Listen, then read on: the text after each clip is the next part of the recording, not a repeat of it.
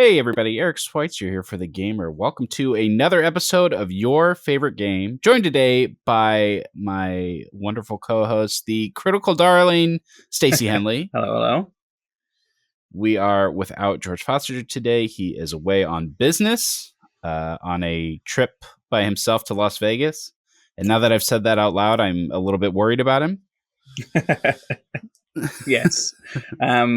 Doesn't do well in big cities or with loud noises, or very good at not spending money. Las Vegas is a bad place for George to be. yes. Too much of a playground for our young adult George Foster. I live in Southern California, and George and I get to hang out when he comes down here for events. He did the typical European thing and asked if I'd like to come see him for the day while he's in Vegas. I said, that's a 5-hour drive, George. So no. But hopefully he's having a good time. Today, we are talking about something that came up in last week's episode, vampires. And we thought it was such a fun topic. We couldn't wait for George to do it. Today, we're talking about licensed games. And as I was going through these, I kind of grouped them into two categories. The first being licensed games that are just sort of IP. They are based on a movie or a show, but this is things like Batman, Star Wars, Ninja Turtles, Witcher. Definitely licensed from something, but they're just sort of pop culture. Yeah, I haven't got things like that in my category. I've gone for games that I feel are weird adaptations of an existing. I've gone for TV shows mostly. I know you've gone for mostly movies. Great. Yes. I mostly focused on games that are advertisements for newly released movies. And I'm interested to hear your TV shows as well. This is a cool one, I think, for you and I specifically, because we're one at that age where we kind of lived through the golden era with finger quotes, because these aren't the best games ever made, obviously, but there was a time through the 90s, through the 80s, 90s, and early 2000s where so many of these kinds of games were coming out all the time. These days, these really come in the form of like big AAA high budget projects, but back then they were sort of rushed out the door. They had it made for a totally different reason, right? Yeah, I think the ones that we get now are more like that first category, a Star Wars game, the Witcher game. Mm-hmm. They take something that exists, a game that I know you and I, and also George, love a lot. Guardians of the Galaxy may be a great example of that. Yeah. It's riffing on the IP that exists, and it might be made because of a popular film, because that has kind of risen to prominence in the way that, Guardians wouldn't have been made without the movies. It's not really based on the comics, even though it is taking from the comics. I don't think, probably because games you can't make a cheap video game these days. At least not with the budget that you need to buy a license. So we don't see a lot of those kind of cheap Disney games that are made in about 8 months to launch exactly when it's in theaters, because games don't get made in 8 months anymore. They get made in closer to 36. Yeah, exactly. And the other reason is just because I think maybe of everyone at the site, you and I are probably the biggest mediaholics. We're in game journalism, but we could have just as easily been in film or television, because we just love content that much. That's true. We live to consume. Live to consume. All right. Well, let's jump in, because I have so many games I want to talk to you about. But why don't you tell me yours first? What is your favorite licensed game? I've gone back and forth on this one a lot, especially kind of I wasn't sure whether it include movies at all. So since you're going to do movies, I'm going to go with my original one, which is specifically focused on television. And I'm going to go for the X-Files game, specifically the X-Files game the X-Files Resist or Serve, which is what if Resident Evil / Silent Hill had Mulder and Scully in it? Not great, not even Okay, this good, is exciting. but I I love have the X-Files so much. It's the only game that is a contender for The Simpsons as my favorite TV show. And I know The Simpsons has got a load of licensed games, but I just felt like they were kind of like The Simpsons does a genre. They're kind of Simpsons games in this same way that like there's Mario Kart and Mario Baseball. They're not real Mario games, really. So I sidestepped picking The Simpsons Hit and Run, which is the obvious one, for a game that actually feels like an episode of the show it's doing, which would be X-Files Resist or Serve. I have never played this game, and I'm not sure I've even heard of it. So, very good. Tell me all about it. So you've seen X-Files, I assume. Oh, yeah. Mm-hmm. So it's set during season 6 and 7, which is when there's the kind of just after the black oil is kind of faded, and they're building up to the next plot line with Tunguska, Alex, can't remember his name, just after he gets his arm cut off. It's kind of around that time when the show's still like figuring out how do we reveal the big bad guy now that we've kind of exhausted 2 of our main arcs. So Mulder and Scully go to this town, which may well just be called Silent Hill, for all the game is clearly riffing on that idea. It starts with Mulder singing Frank Sinatra in the car, which love it. I always remember because it's such a bizarre opening. You run around the town for the first bit, shoot some weird zombified creatures, but probably the most memorable thing in this game is I think it's at the end of the first level. You perform an autopsy with terrible 2004 era PlayStation 2 graphics, so you have to like move the scalpel like along these like dotted lines on the corpse and like line them up, and then when it does, like it flops over, and then it's like, oh, you need to select the kidneys, so you like use the analog sticks, like dig through the organs to find the right one, and like lift it out and then weigh it. And it really goes into, I guess, the weirdness that X-Files has. It makes it into a third person shooter. It makes it into, like I say, Silent Hill and Resident Evil. That it's clearly inspired by those sorts of games. But yeah, the way it like mimics the uneasiness of an X-Files episode while also having a lot of the comedy that I think is easy to forget is in X-Files, just has always made it a really memorable game for me. I played it a little bit when it came out, having not really watched X-Files. I didn't watch X-Files until a few years later. I caught up on the series when people in the UK will remember this, when Sky Atlantic came over and they were like, it was basically our HBO, and they just had reruns of every Sopranos episode, every Dexter episode, every X-Files episode. They just went, there's like 10 years of American television that no one in Britain really knows.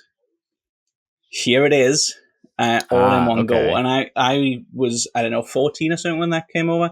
So I watched X-Files kind of all of it back to back, and then got the game again, replayed through it, and yeah, like I said, just the way it does X-Files is so creative, and I think that was what pushed me to choose it over games that I maybe like more that are licensed, because they don't feel like what they are the way X-Files does. So you played this game before you had seen the show? I played some of it was like a trade-in game, so it was like, I don't know, £3 in a shop, and I played some of it. Kind of, it's not that great. I'm going to trade it back in, and then when I watched it, my thought watching the show was, I played the video game of this. So when I'd seen the little show, I went, but obviously not the same copy, but I went back to the shop and bought it again, because by that point it was like 20 pence or whatever. And yeah, just I think appreciate it more playing it as it's the X-Files as opposed to playing it as it's a video game. Yeah. That story, it makes me think that of another reason why that this era of licensed games was so of its time and can't exist that way anymore. It's just that we played games we knew nothing about, Because Yeah. we had like Blockbuster. We had like, we could rent games, we could get games cheap. Game Boy games were like $20 back then. Like we would just pick things up even if we didn't really know what they were. And now when games are $70, you're very intentional about what you play. And maybe Game Pass is changing that a little bit, or starting to. But yeah, you're totally right. Like a lot of when I think about when I was a kid, I was playing stuff that I would just like, oh, cool picture on the box. Yeah. The way that we watch movies. So that's cool. I also love the idea of like this X-Files game being inspired by Silent Hill and Resident Evil 4. But then when you talk about the autopsy, I immediately think of Resident Evil Village's autopsy Yeah. sequence, or even Alan Wake 2's autopsy. And maybe there's some back and forth inspiration there. Probably not, but I mean, Alan Wake as a whole is massively inspired by the X-Files. Probably oh not yeah, of by course, Resist and yeah. Serve, but yeah, but yeah, obviously. I think there's definitely that. I would hope that for some developers, it's kind of somewhere in the mix, because there will be people who played it just because they liked X-Files, and I think that's like something. I agree with you on Game Pass, basically, but I think one of the other problems, I guess, with games like this these days, are kind of the idea of picking up and playing, is everyone has a game, and I know for you have two, because for you it's World of Warcraft and Destiny, that they play hundreds and hundreds of hours in. And for a lot of kids who would have been, my age when I played this, it's Roblox or Fortnite or possibly Apex Legends. And I think Call of Duty, obviously a massive one as well.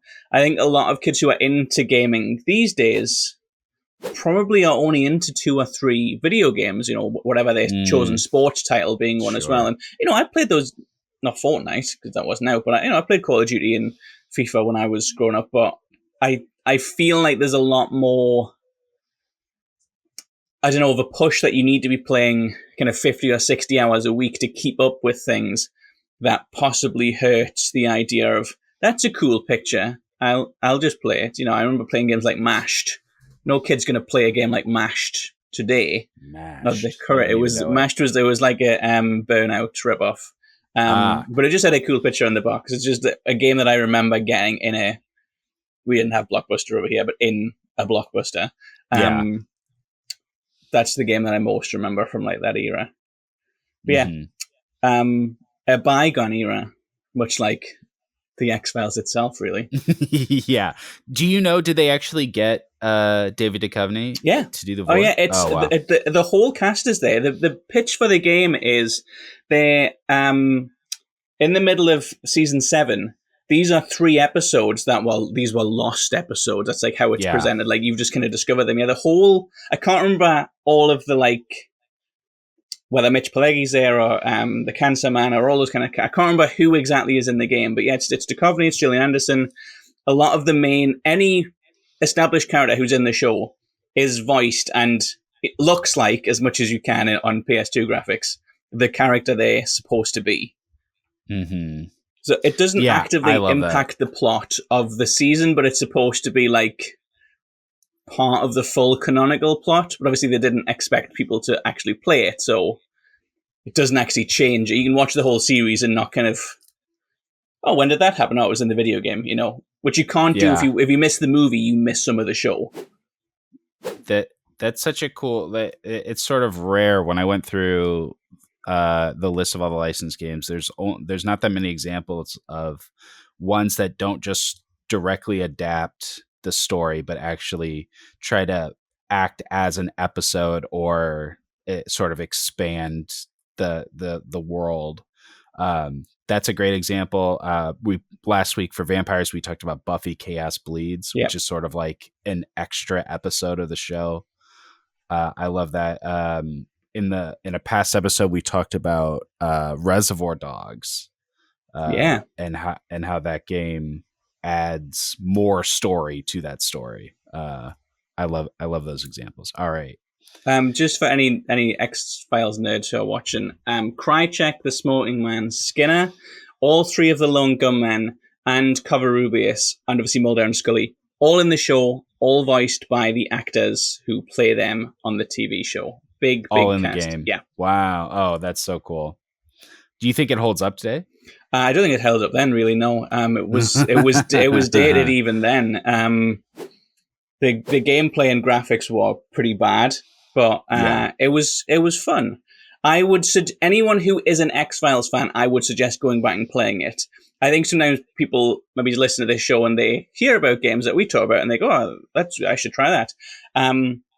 This is probably a for the fans type of game. There's some Yeah. other games that I kind of consider that I think translate. I'm not entirely sure this one translates across fandom lines. Mm-hmm. Mm-hmm. Nice. Good choice. Was that falls to you now? You're going to go for movies, I Yeah. know. So what is your favorite licensed game? I also went for a very nostalgic choice. I think you'll be surprised at first, and then you'll quickly realize that this makes a lot of sense. For me, my favorite licensed game is Toy Story 2. Oh, yeah, the Disney stuff. You're right. I Instantly know. surprised, and then Kind of sounds like a George pick, but let me talk about Toy Story 2 because that we had a game for every Disney movie. yes, Particularly in the 90s, people have a lot of nostalgia for the side scrollers, for Lion King, yeah, Aladdin, even Hercules. Not as fondly remembered, but I love the yeah, Hercules one. Hercules, and more that Yeah. people remember less. Tarzan had a side scroller, a 3D side scroller, PS1. Not those are not very good games. People very much love the Lion King, and they have great art, and they have the music, in whatever extreme lo-fi the Super Nintendo could handle. And people definitely remember, and a lot of people play those games. They're not very good. Toy Story 2 is a very good game.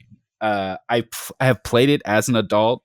It mostly holds up. I will concede that there is some BS in this game. Like it is from a era of unforgiving game design, where developers weren't so concerned about keeping players engaged and making sure that they don't frustrate them. There's very frustrating stuff in here, particularly when it comes to the platforming. There are some pretty infamous sequences where you have to climb. There's a tree in the first level, and then I think it's the second level is the construction site, and the entire there's a garage level at one point as well, like with the tool sheds. Yep, yeah, that's in the first level too. Yeah, the construction site is just one vertical climb, the entire level, and you can fall off at the very end and have to restart the whole thing. And also it gets worse as it goes on, as a lot of games do, and certainly games from this era. One of the last levels is a airport tarmac, and it's just like a big open nothing. Definitely, we ran out of time. So a level. Yeah, we ran out of time. Here's a parking lot, and the last boss is just the 3 previous bosses at the same time. So again, we ran out of time. But all that being said, I think it's the best Disney movie game we ever got. And I think it also really benefits from being a sequel, because they obviously saved a lot of time by knowing the characters, the settings, and not needing to work so closely with the filmmakers to put everything together. I mean, the first level is Andy's house in his yard in his garage, and they could have been working on that as soon as they got the green light to make the game, right? Like, and yeah, it includes the characters and settings from the second film, but I feel like they had such a leg up because it was a sequel. Really cool stuff. So you play as Buzz Lightyear. I'm sure most people know this game. I don't think I ever finished it, actually. I don't recognize the airport thing. I definitely had it.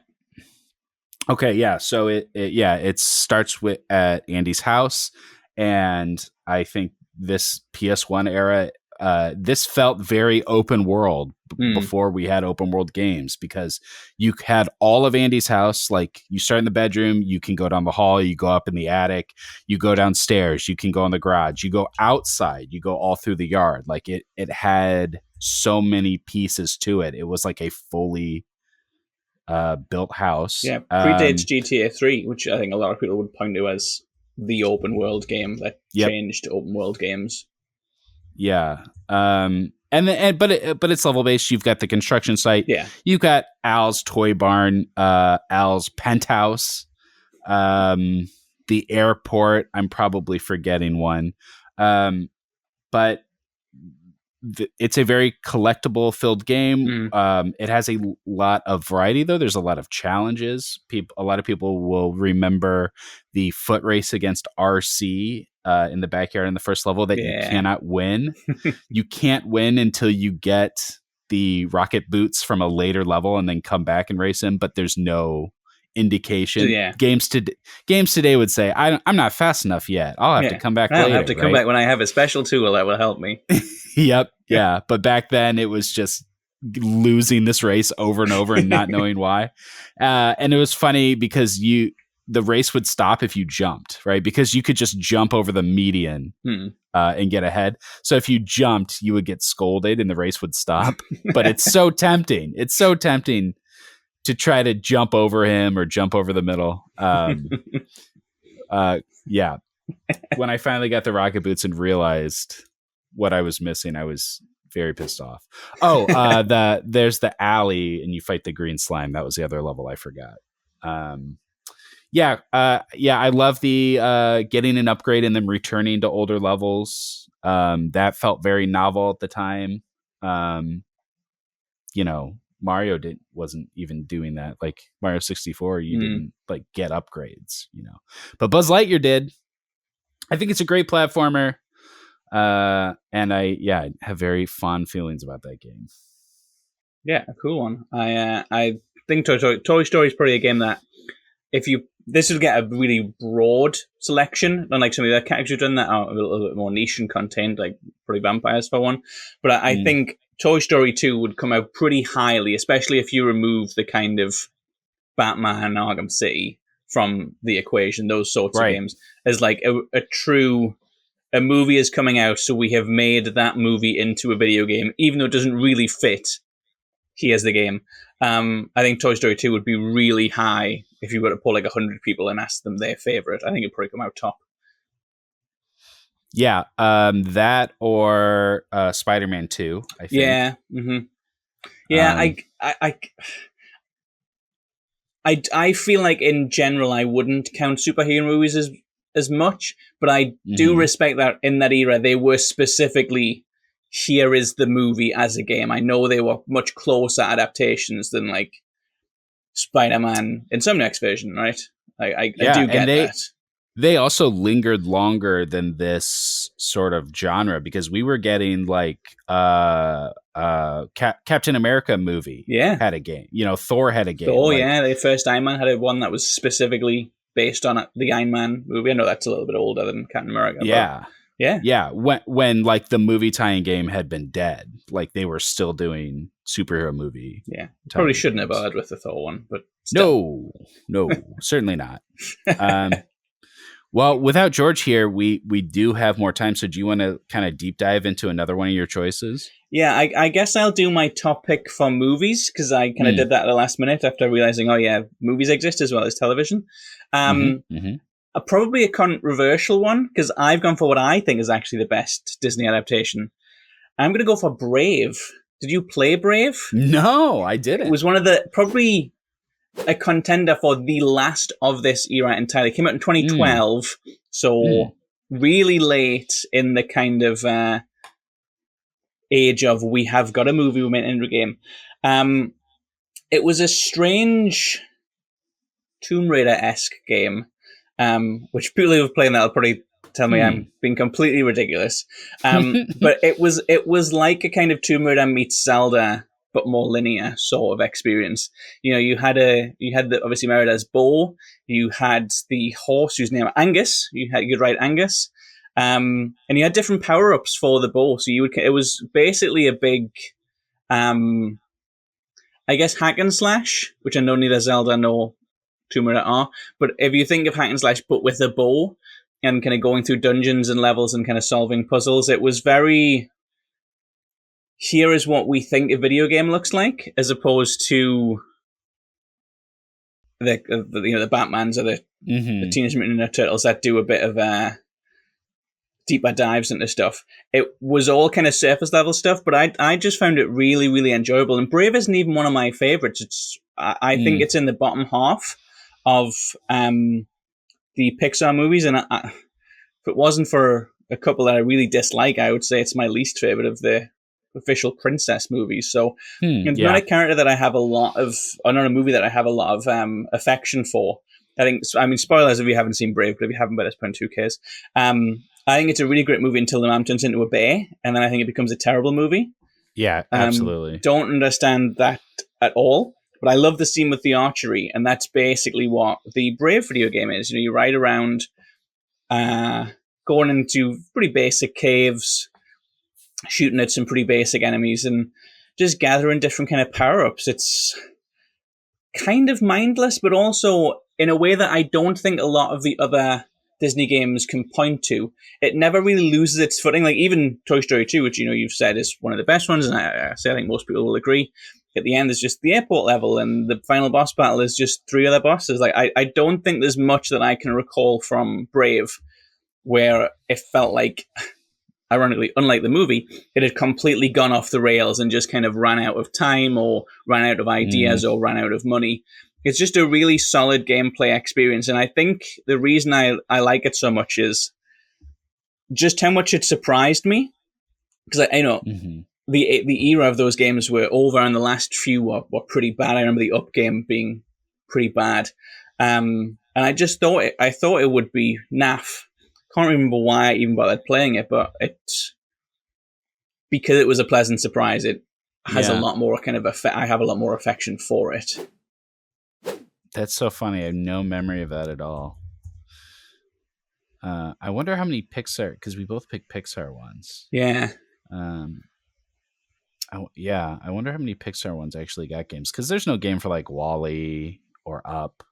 Up does have one, I think. Oh, it's Up bad. Does yeah, I sure remember playing it. We can move on from the Disney games after I mention one more that certainly no one will remember, but I think it's pretty interesting. It's called Atlantis Trial by Fire. Atlantis: The Lost Empire Trial by Fire. So this is a cereal box game. Oh, now they were games. Yeah, this is a cereal box game, but it is a first-person shooter.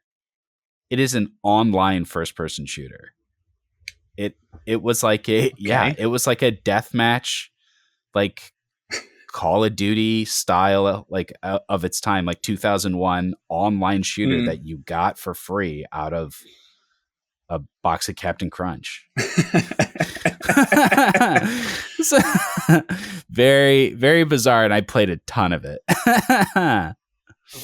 Oh man. Okay. I have a lot more to talk about. I'm glad we have some more time. I think. Go ahead. I was going to say, I've looked. The Up game got a 61 on Metacritic, and the Brave game, which I never ever used because who used this, had PlayStation Move and Connect motion control for firing the bows and arrows. I didn't use it because who had PlayStation Move? But that's a cool feature. Yeah, and it wasn't on the Wii? I don't think so. Huh. Because you would think yeah, where you would use the bow. Interesting. It did release on the Wii, but it didn't have the motion control according to this Wikipedia article that I'm glancing at. 71 on Metacritic. That's not a terrible score for 2012 either. Game critics used to be harsher. Yes, yeah, especially on movie games, especially at the tail end of the movie game era. It was the last ever Pixar video game. Wow. Okay. Trivia. Go ahead, sir. Let me talk about another very special movie tie-in game, Enter the Matrix. Yes. This was the online one, right? No. Enter the Oh, Matrix was a tie-in to the second Matrix, Reloaded, right? Isn't that the second one? yeah, same one was Reloaded. And this is Niobe and Ghost's story. So it runs parallel to the movie, and it includes all of Ghost and Niobe's scenes from the movie, but it's following what they're doing during Neo's story. That's cool. That's like the X Files. That's a cool way to slice it specifically into the Yeah, narrative. and it is so cool. It's a third person shooter / martial arts game. Of course, merits. And going back to this idea of like movies inspiring games, inspiring movies, you know, Max Payne, very Matrix inspired. And then Enter the Matrix is very Max Payne inspired. But it takes it to the next higher Matrix level. So you've got a slow time button, and while time is slowed, you can do all the Matrix stuff. So you can run on walls, you can do the diving, shooting either backwards or diving forwards. You can do different like martial arts techniques because you're in slow motion. Yeah. So it's super cinematic. It's I remember it having a pretty steep learning curve trying to figure out how the controls change when you're in slow motion. But it was just so cool, and it really felt like playing the Matrix. It really felt authentic to the Matrix. And it's crazy. I think it's even crazier than the movies. You'll remember the twins. Yeah. The I don't know if this is described in the movie, but they're supposed to be like the Matrix's version of vampires. I don't recall that ever being described in the movie. That has been a while since it's not like the specific in the movie, but they're like instead of like blood suckers, they're like data drinkers or whatever. Like, you know what I mean? Yeah. So like the game has tons of like matrixy vampire enemies that can like walk on the ceilings and like lunge at you, and you get to do some of the iconic scenes, the fight with the like double stairs with all the weapons on the walls, like that sequence is in there, as if I guess like Ghost came up right after and did the same thing. Did the same thing. The enemies they come back to life because Neo didn't kill them the first time.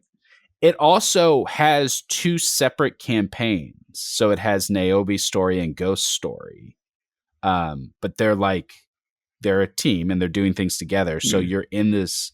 The levels are the same, but they're different depending on which character you are because they're in different places at different times. That's so cool. It has kind of a Resident Evil 2. I'm going to say, and that's another like more dated thing. I remember Resi doing it. They had 4, I think, in Resi. Right. Yeah. Because it depended which character you played first. Yeah. Yeah, super cool game. There was also the online. There was also Matrix Online. Yes, that's what I was thinking of. I never played the one you're talking about. Okay. Matrix Online was cool because it was like a continuation of the story. Yeah. And I think it was treated as canonical. It was. Canonically, Morpheus is dead because he dies in the game. That's why Morpheus is in Matrix 4. Yes. Morpheus died in the video game. Yeah. Okay. Let's kind of start speeding through some of these. Were you a big GoldenEye fan? It's a little bit before my time, so I've kind of played it going back to it. But you have to try. I love GoldenEye. I actually had one of the other Pierce Brosnan games that I can't remember now, which wasn't anything like GoldenEye. It was like it was before Uncharted came out, but it was like Uncharted. It wasn't great. Was it Nightfire? Possibly. I remember there was like a little spider cam thing. Nightfire's my big James Bond game. It was very immersive sim. I was really big into Nightfire. Don't think it was that then. But then I do remember a third person Pierce Brosnan one. But yeah, Everything or Nothing. Okay, I played that too. Yeah, GoldenEye's the big one. Doesn't really hold up, but like as far as console shooters go, that was like A cornerstone. that proved they could exist, right? Yeah. Huge. Two Towers and Return of the King are amazing. I love those games. Never played them or don't like them? Never played, but also sacrilegiously. Don't. I know I picked Shadow Moto for one of these things. Yeah. But I'm just not a big Lord of the Rings fan. It just doesn't appeal to me. Oh, wow. Which is weird because I love Game of Thrones. Yeah, interesting. Don't get it. What about, did you play Chronicles of Riddick, Butcher Bay? Return to Butcher Bay? Or I can't remember. That's one people talk about a lot. Riddick games either. I have a soft spot for Terminator 2. I actually have the 1UP arcade version of it here in my house. That is very cool. I loved Terminator 2. That was my go-to arcade game. You had a button to shoot grenades out of your pistol. Yeah. A friend of mine has a very possibly illegal thing that you plug into a television and it has a million different classic arcade games on. So I played it on that. Yeah. You and I have talked pretty extensively in the past about X-Men Origins Wolverine. Yes. And that's a superhero one that I would make exception for. It's a true adaptation of the movie. Yep, and better than the movie. Yes, because you can chop a guy's head off with a helicopter. An M-rated movie tie-in that's better than the movie. Incredibly metal, very fun game. The best Wolverine game, easily. Yes. We'll see. We'll see if that stands the test of time. But in 2029, when the new one comes out. Yeah. I feel like we've talked about this on the show before, but I can't exactly remember. I was a huge fan of the Godfather game. Which came out many, many, many years later after the movie. Obviously. But it was a Grand Theft Auto ripoff, but it had a political system where you started as street level enforcer and gained influence in your community and became more and more powerful by taking over different neighborhoods until you became the Don. And like those mobile game adverts where it's like level 1 goon. Yes. Like some guy takes your girlfriend. You got to like level up. Yeah. Exactly. That's exactly what it was. The Grand Theft Auto version of that. I thought it was so cool. And it also had what's the thing from Mordor? What's the system that Warner Brothers like patented? Where the enemy dies and it just stacks and comes back to life. Nemesis? Nemesis system, yes. It had a very Nemesis-like system with rival, not Dons, but rival family leaders, whatever. Gangsters. It was cool. You'd pull up the map, you'd see how the missions you'd done and the favors you'd done were affecting your influence over the city, and it felt like, though it was a sort of checklist style map marker game, it felt like it was all progress towards this bigger goal of becoming the Don. Super cool. When we were talking about vampires last week, I mentioned Van Helsing, which I think might be another one of those games that's better than the movie. I think that is not particularly difficult, but it's not really difficult with Wolverine Origins either. That's also not a great movie. And then this is one I would like to revisit or maybe watch somebody's video essay so I don't have to play it myself.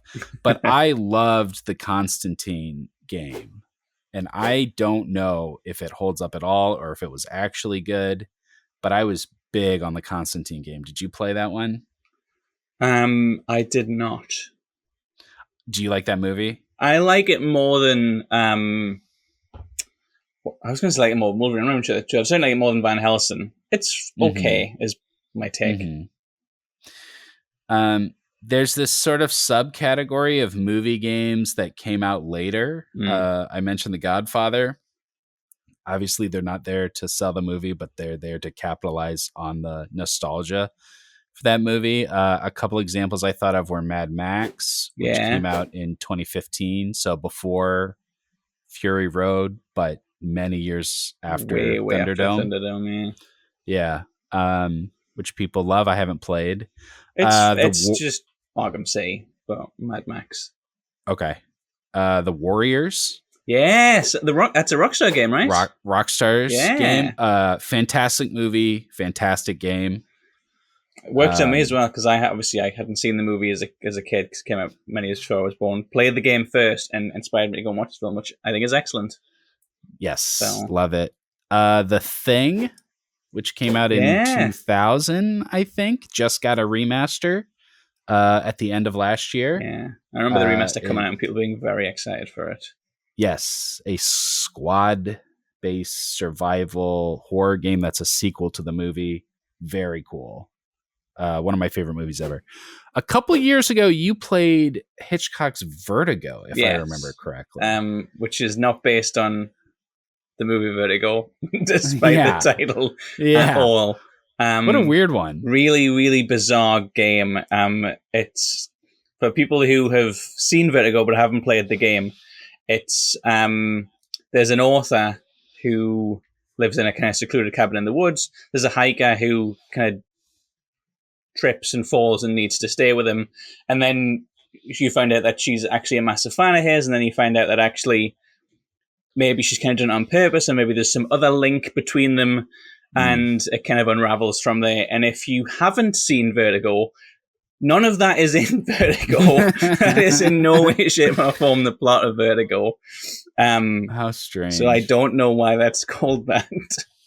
Yeah, and it's called Alfred Hitchcock's Vertigo, right? That's the name of it. Like Tom Clancy's Splinter Cell. It's the guy's name is in the game. Bizarre. Truly bizarre. Another one no one will remember. This one's not that old. The Dark Crystal: Age of Resistance Tactics. This was a tie into the Netflix series, which is phenomenal and seems to have already been forgotten. Yeah. But an incredible series prequel to the movie, if I remember correctly. Sort of? No? Okay. And the game is just a great tactics game. Just a great, like, old school Final Fantasy Tactics copy. But really, really enjoyed it.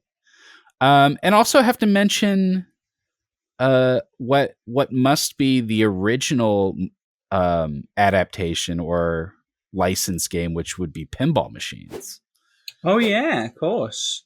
Yeah, which I really enjoy, like a moment of coming back these days. I think they seem to be maybe pushed a little more as collector's items because we don't see just bars and arcades don't get the foot traffic anymore. Right. But yeah, they have definitely moved into people's homes in their own private pinball collections. But pinball based on music, bands, singers, like especially like Rush, rock and roll stuff, Kiss. Yeah, classic rock, as we'd say now. Classic rock and movies predate any kind of home video game. So definitely wanted to mention those. And they're still making fresh ones. You played a John Wick one, I remember, at a convention last year or sometime. Yep, yeah. John Wick came out last year from Stern. Their new game is Dungeons and Dragons. That looks quite exciting. Looks very cool. Do you have a worst adaptation? Oh, that's an interesting one. We mentioned last week, kind of riffing off Buffy Chaos Bleeds, the Lost game. Now, I don't think that's very good at all. I remember playing Lost and probably contender for the worst one. The Avatar game, not Avatar, the Blue People Avatar, the Aang stuff. You could get 1,000 gamer score on that within 6 seconds. You had to get a 500 hit combo because you got 200 for getting 100, 200 for getting 200, etc. And if you just mashed X in the tutorial, you could get a 500 hit combo within 6 seconds. No. So I remember, but this will surprise people to know that I was a bit of a nerd at school. And there was a group of us who, like, someone had gotten the game and we just kind of share around each other so we could all get an extra 1,000 gamers, which was an important thing at the time. Yeah. And it was literally just like mash and mash. So it might be great, the game.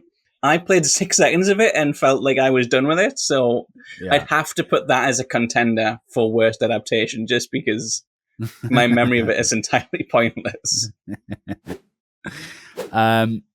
of course, E.T. is the famous Oh, of course. worst movie game.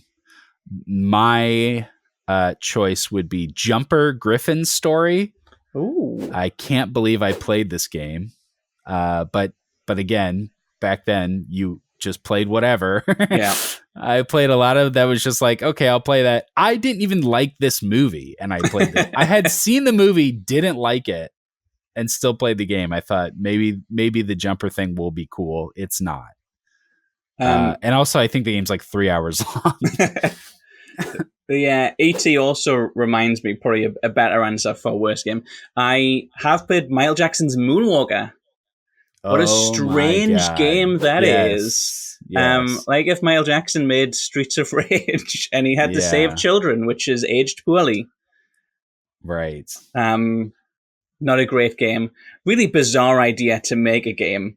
Kind of based, people who haven't played it, it's partially based on the Smooth Criminal video, but it never explains that, nor does the plot particularly follow the song Smooth Criminal, which is itself a highly narrative song.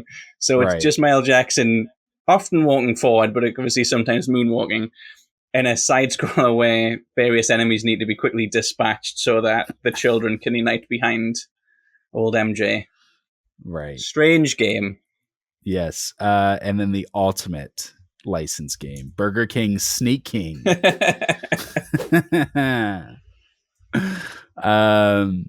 People love this game, and I think they all love it ironically, but I think they also love it unironically. I don't think I ever played the Burger King games. There were quite a few of them, and McDonald's had a couple, but I don't think I ever played a Burger King game. Yeah, I played some McDonald's ones too. Yeah. Yeah, we don't get stuff like that anymore. No, we get we have a new metaverse in Roblox. Yep. Yeah, that's how they do it now. Buy the Grimace Shake. You must have a couple more. You want to tell me about them? Not as a bad one, but as a one that I kind of decided, does this really count? Does it fall into the category of just using the branding? But The Walking Dead is a brilliant series. Obviously it brings in Michonne later on, so it becomes more canonical. I really love all the stuff that Telltale Games did, but I wouldn't necessarily count some of them as adaptations. Like there's a Batman one, but it just has Batman in it. It's not adapting anything. The Walking Dead, I think, because characters from the show link up with it, and I think proved that Telltale could do the Telltale thing. Still the example, I know people love The Wolf Among Us, but it's still the example that I point to of this was them at their best. Just a great series. Really captured the vibes. I think their Back to the Future was pretty good too. The Xbox version had a game-breaking bug in the second episode, so I think it was terrible. Okay. Because I couldn't finish it. And I didn't play Game of Thrones.